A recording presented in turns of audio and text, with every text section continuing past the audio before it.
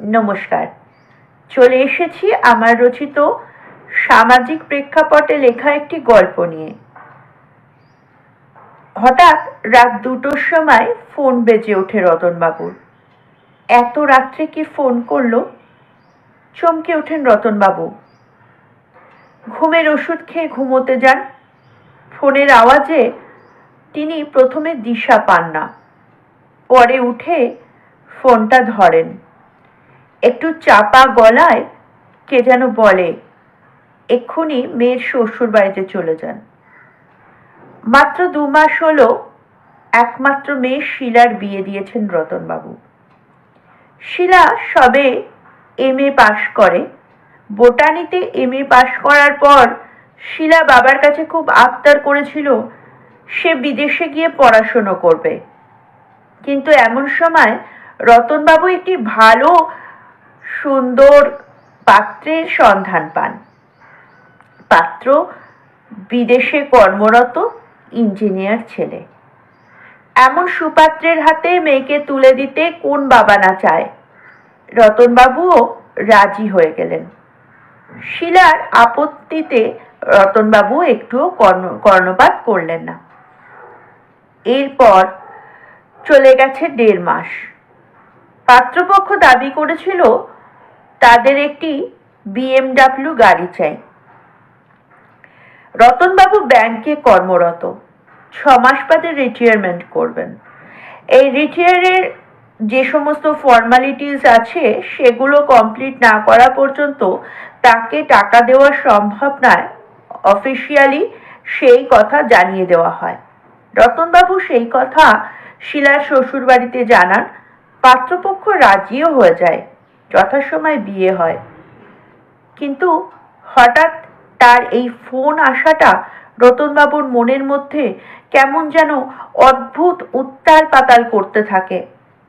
তিনি পাড়ার একটি ছেলেকে ফোন করেন। পাড়ায় রতনবাবুর খুব ভালো যোগাযোগ আছে। পাড়ার ছেলেটি ফোন ধরে বলে, কাকু আপনি রেডি হন, আমি আসছি। পাড়া থেকে আরো 2-1 ছেলে তাদের বাড়ি এসে পৌঁছয়। রতনবাবু এবং রতনবাবুর স্ত্রী রওনা হয় শিলার শ্বশুর বাড়ির দিকে। সঙ্গে পাড়ার কতগুলি ছেলে। যখন তারা তার শ্বশুর বাড়িতে গিয়ে পৌঁছয় তখন রাত পেরিয়ে ভোর হয়ে উঠেছে। কলিং বেলের শব্দে শিলার শ্বশুর দরজা খোলেন। প্রথমে রতনবাবুকে দেখে চমকে ওঠেন তারা। রতনবাবুর সঙ্গে থাকা ছেলেগুলি এক প্রকার দরজা ঠেলে ঘরের মধ্যে ঢুকে পড়েন। ঘরে ঢুকে চমকে ওঠেন তারা। ডাইনিং টেবিলের কাছে উপুড় হয়ে পড়ে রয়েছে শিলার বডি। তাকে যখন সোজা করা হয় তাতে দেখা যায় যে শিলার এখনো দেহে প্রাণ আছে, কিন্তু মুখ দিয়ে গ্যাঁতলা উঠছে। তাকে হসপিটালে ভর্তি করা হয়। ডাক্তার জানান যে তাকে বিষ খাওয়ানো হয়েছে। তার গোলাপিটে রং কালচে হয়ে গেছে মারের বিভিন্ন ক্ষতের দাগে।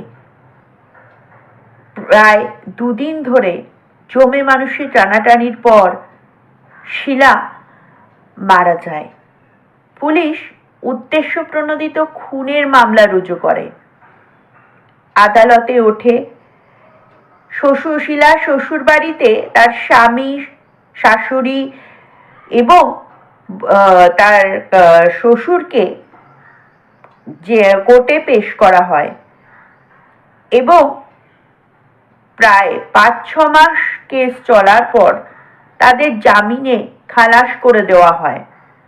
বলা হয় শিলা আত্মহত্যা করেছে। রতনবাবুর স্ত্রী হার্ট অ্যাটাক করে। হসপিটালে গুরুতর অবস্থায় তিনি ভর্তি আছেন। রতনবাবু আজকে